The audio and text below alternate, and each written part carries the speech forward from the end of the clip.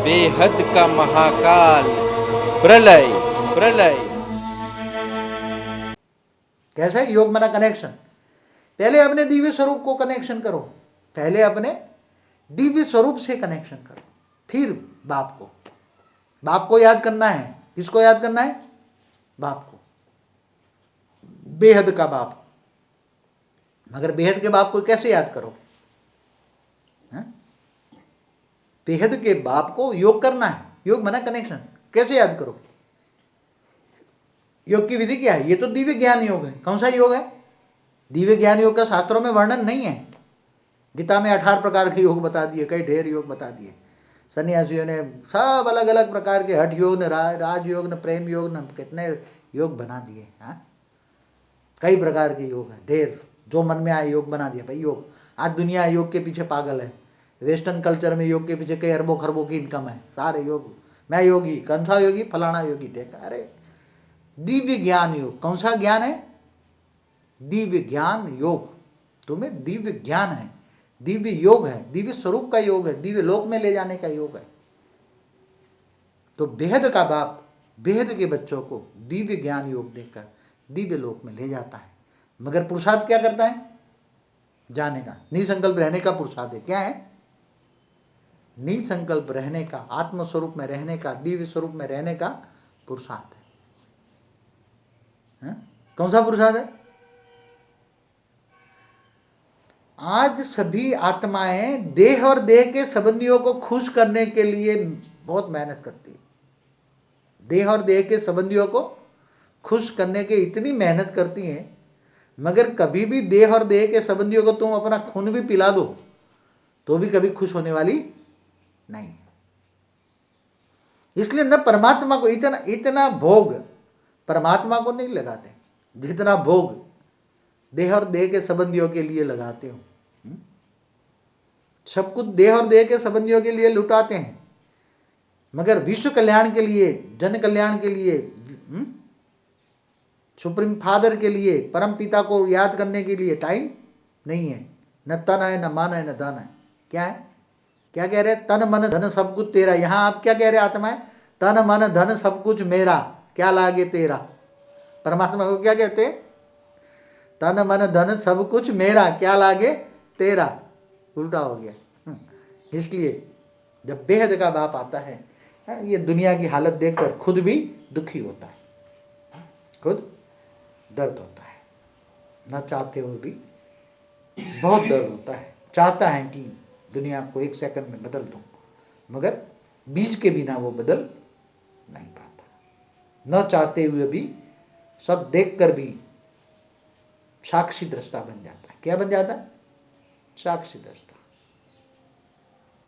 क्योंकि उसको बदलने के लिए जो बीज चाहिए, वो बीज के बिना वो बदल नहीं सकता। इसलिए भक्ति और ज्ञान में क्या अंतर है? भक्ति माना घोर अंधेरा, भक्ति माना घोर अंधेरा, और ज्ञान माना, वेद माना ज्ञान, ज्ञान माना दिव्य प्रकाश, आत्म स्वरूप का ज्ञान, दिव्य स्वरूप का ज्ञान, दिव्य लोक का ज्ञान। इसलिए जब ज्ञान हो जाए तब वैराग आएगा। वैराग आएगा तो मन बुद्धि यहाँ लगेगी नहीं। यहाँ से हमेशा भागने की कोशिश करेंगे आत्मा, हमेशा चलो दिव्य लोक में चलो, दिव्य स्वरूप में चलो, दिव्य बुद्धि में चलो। न चाहते हुए भी आत्मा देह और देह के संबंधियों से मन मुटाव करके भी नहीं कोशिश करेगी मैं अकेला ही चलूँ, अकेला ही चलूँ। मन शांत नहीं रहेगा, किसी के साथ वाद विवाद में भी आना कोशिश नहीं करेगा। आत्मस्वरूप बनकर हमेशा दिव्य स्वरूप में रहने की कोशिश करेगा आत्मा। आत्मा सो फिर परमात्मा बन जाएगी। अब न चाहते हुए भी आत्मा परमात्मा बन जाएगी। हर कोई बात जो दुनिया के अंदर जो एबनॉर्मल देख रहे हो, जैसे नोस्ट्राडामस ने बात बताई, तो नोस्ट्राडामस एक गोले के अंदर देख के वो लिख रहा था। ये गोला था ना उसके पास, उसमें वो हाईलाइट होती दिखता था। तो वो गोले के अंदर सीन जो दिखा रहा था वो कौन दिखा रहा था? वो एक उसके पास भूत माना आत्मा थी। वो आत्मा उसको दिखाकर दुनिया को मैसेज देना चाहती थी कि ये साल में ये होगा, ये साल में ये होगा, ये साल में ये होगा, क्योंकि उसकी जो आत्मा, नोस्ट्राडामस के पास जो आत्मा लिखवाना चाहती थी, जैसे व्यास मुनि ने कैसे महाभारत लिखी, व्यास मुनि ने महाभारत कैसे लिखी? क्या व्यास मुनि देखने गया था महाभारत? उसको दिव्य दृष्टि थी। रामायण वाल्मीकि ऋषि ने रामायण कैसे लिखी? दिव्य दृष्टि से लिखी, दिव्य दृष्टि से लिखी। कैसे लिखी? दिव्य दृष्टि से। तो ये पुराण वेद उपनिषद जो भी लिखे हैं शास्त्रों में, किसने, जो बड़े बड़े ऊपर ऋषि मुनि हैं, उन्होंने रेज मार के वो आत्माओं से लिखवा है, तू ये लिख, ये लिख, तो पूरी हिस्ट्री जो।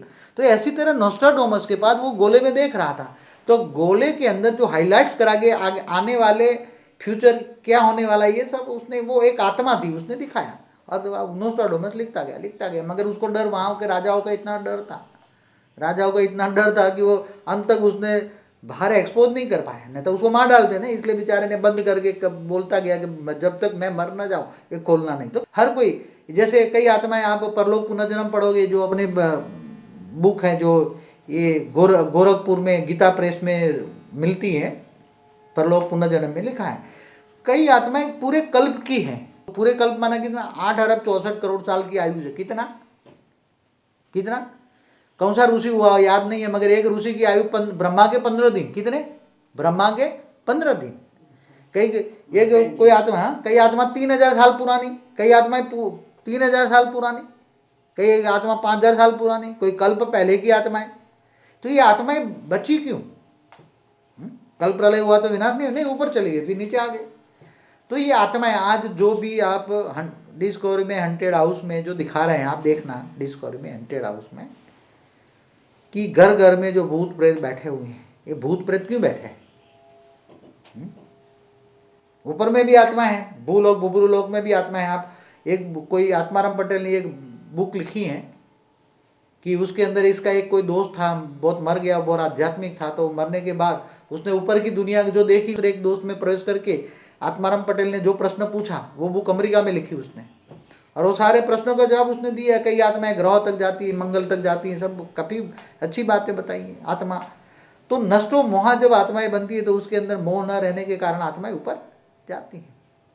आज आप देख रहे हैं कि बड़े बड़े जो तांत्रिक बैठे हैं, आपको हर कोई काम की गारंटी, 151% गारंटी, मैं ये कर दूंगा, आओ तुम जो भी प्रॉब्लम तुम्हारे सॉल्व कर दूँ, गारंटी के साथ। और कईयों का होता भी है।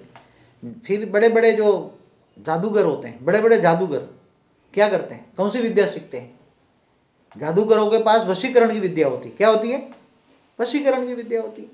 वो वशीकरण की विद्या कहाँ से आती है? तो वो भी सूक्ष्म के अंदर उनके पास कई आत्माएं हेल्प करती है, कई आत्माएं उनको हेल्प करती है। और कई आत्मा जब हेल्प करती हैं तो उसका ये काम आत्माएं कर देती हैं, मगर उनको फिर काली चौदस के दिन उसको भोग लगाना पड़ता है। उन आत्माओं को क्या पालना पड़ता है। इन आत्माओं की पालना ना करो।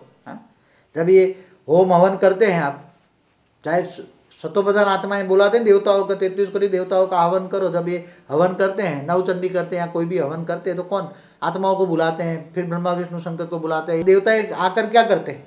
है ही नहीं तो कहाँ से आएंगे? भूत आएंगे, सब अलग अलग देवी देवताओं का रूप धारण करके सारे भूत आएंगे, और भूत तुम्हारा जो हवन में जो धुआं निकलता है वो सूंघ लेंगे।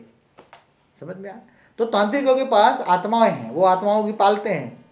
काली चौदस के दिन आत्माओं की पालना करते हैं, और आत्माओं पालते हैं। कई आत्माओं के पास ज़्यादा होता है, तो वो तुम्हारे पास कोई भूत आ गया, प्रेत आ गया, तो वो भूत प्रेत को पकड़ के फिर अपने कंट्रोल में कर लेते हैं। फिर थोड़े टाइम के बाद वो छोड़ देते हैं, उससे काम कराते हैं। कहीं भी जाते हैं, काशी करवट लगाते हैं, या कहीं भी जाते हैं, या कहीं भी आत्माओं की सदगति करने के लिए जाते हैं, मगर आत्माओं की सदगति कभी कर्मों का हिसाब किताब के बिना आत्माओं की सदगति हो ही नहीं सकती।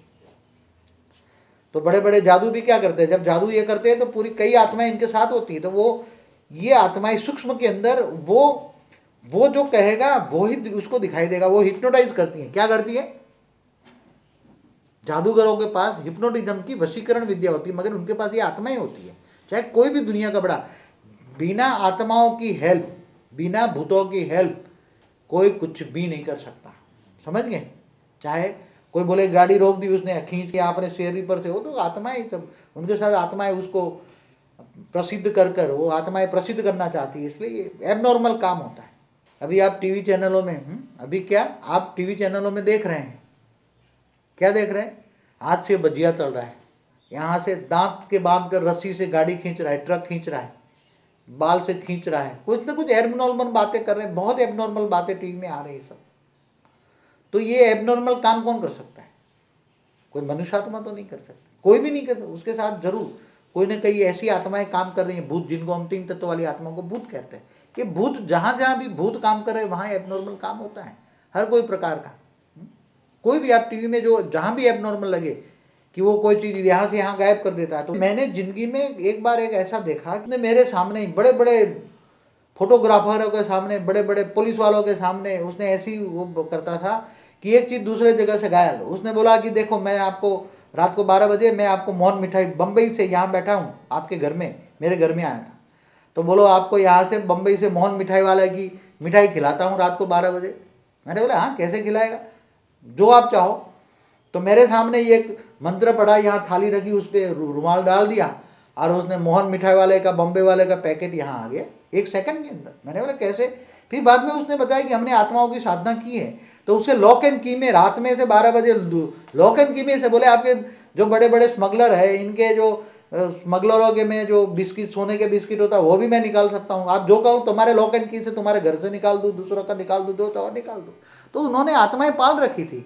वो आत्माएं उसके लॉक एंड की में जो दागिना, जो भी चीज पड़ी है, उनको व्यक्त से अव्यक्त बनाकर फिर यहाँ 1 सेकंड में ले आती थी और फिर अव्यक्त से व्यक्त में बनाकर तुमने सामने प्रेजेंट करती थी। जो साइंस वाले ढूंढ रहे हैं ना, वो बता रहे हैं ना चैनलों में कि अभी वो एक ऐसा बना रहे कि व्यक्त से अव्यक्त बन जाएगा, इंसान भी व्यक्त से अव्यक्त बन जाएगा। साइंस वाले भी ढूंढ रहे, बेचारे कोशिश कर रहे हैं। तो ये सभी बहुत कुछ है संसार के अंदर। ऐसे मैंने प्रैक्टिकल में भी देखा है, बहुत दुनिया चीजें। तुम दुनिया भर की ज्योति, उसने चैलेंज मेरे सामने कई बार बताया। उसने बड़े बड़े न्यूज़पेपर बताए, बड़े बड़े पत्रकार आते थे, बड़े बड़े पुलिस वाले आते थे, सब उसके पास बताए उसने कि मैं जो चाहे कर सकता हूँ। तो उनके पास आत्माएं थी। तो ऐसे बड़े बड़े अपने साधु संत भी बैठे हैं जिनके पास, मगर उनसे क्या फायदा? दुनिया को क्या फायदा?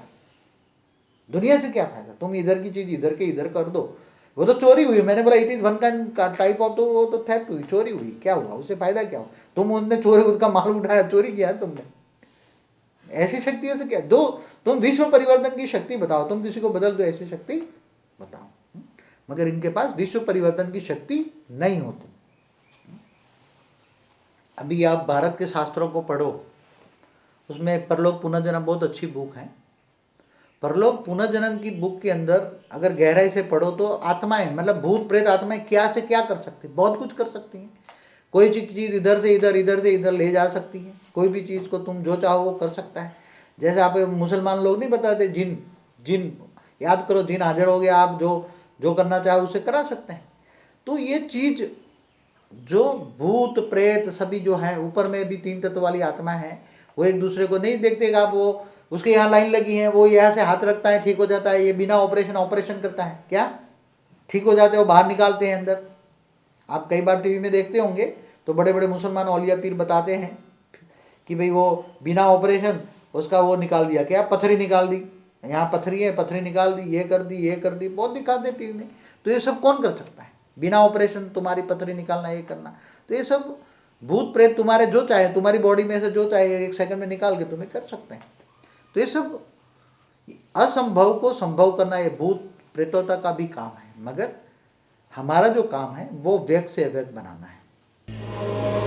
बेहद का महाकाल प्रलय, प्रलय।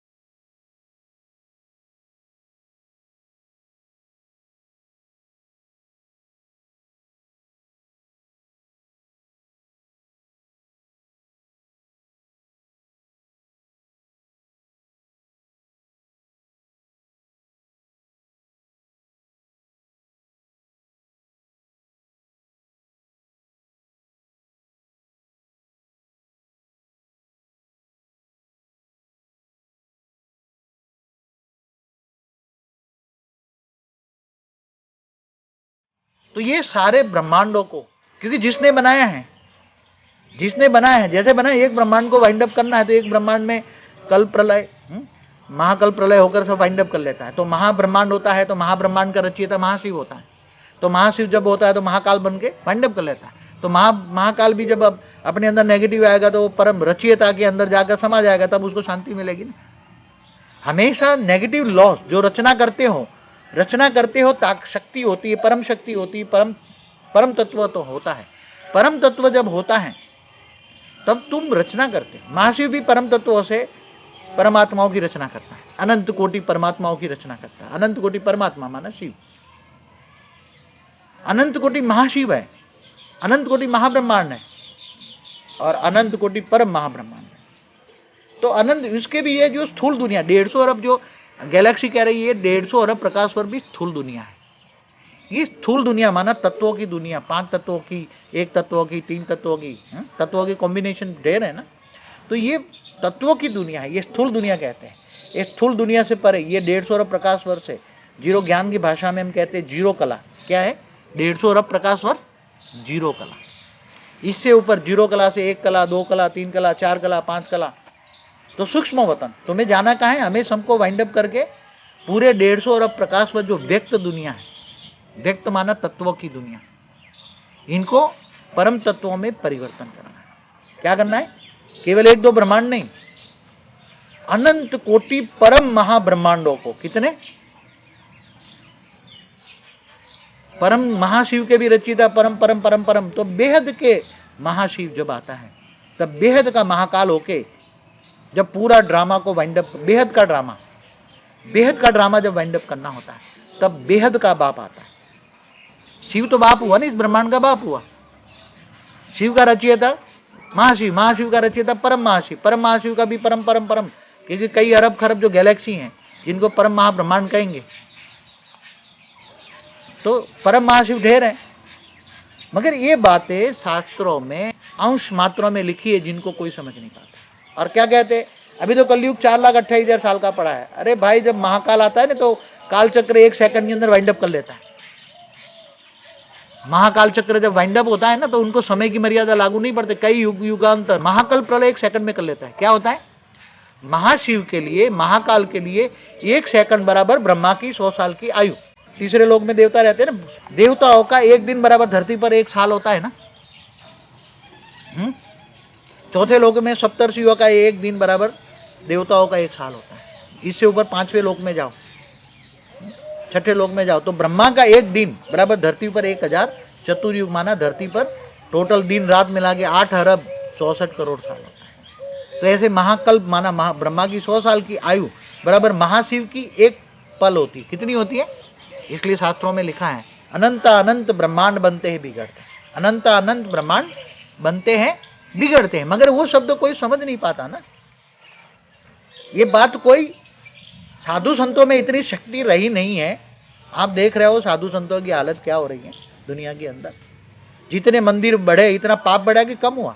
आप देख लो, जितने धर्म स्थान बने सभी 3 लाख भगवान कह रहे हैं। अल्टीमेटली तो God is one. Who is the God? परम पिता कौन है? ये तो सब परमात्मा है। शिव भी परमात्मा है, जितने ब्रह्मांड है सब शिव है। शिव भी परमात्मा है, परम आत्मा है, परम पिता नहीं है। परम आत्माओं का रचयिता तो great great great great grandfather कौन है? विश्व परिवर्तन का आधार क्या है? हम यह 5 तत्वों में कैसे आ गए? हमारे 33 करोड़ देवी देवता कहाँ गए? परमात्मा हमें 5 तत्वों में से परम तत्व में कैसे और कब ले जाएंगे? देवता मनुष्य कैसे बने? चमत्कार का रहस्य, दुनिया की आदि, मध्य और अंत का ज्ञान लेने के लिए देखिए www.discoveryofnewworld.com और www.vishnupati.com। आप यह वेबसाइट में बुक और वीडियो भी देख सकते हैं। अधिक जानकारी के लिए इस पते पर संपर्क करें। विश्व Parivartak Ishwariya Vidyalaya, care of Radhe Pati plot, Chainpur village, GST crossing, Rane, Ahmedabad.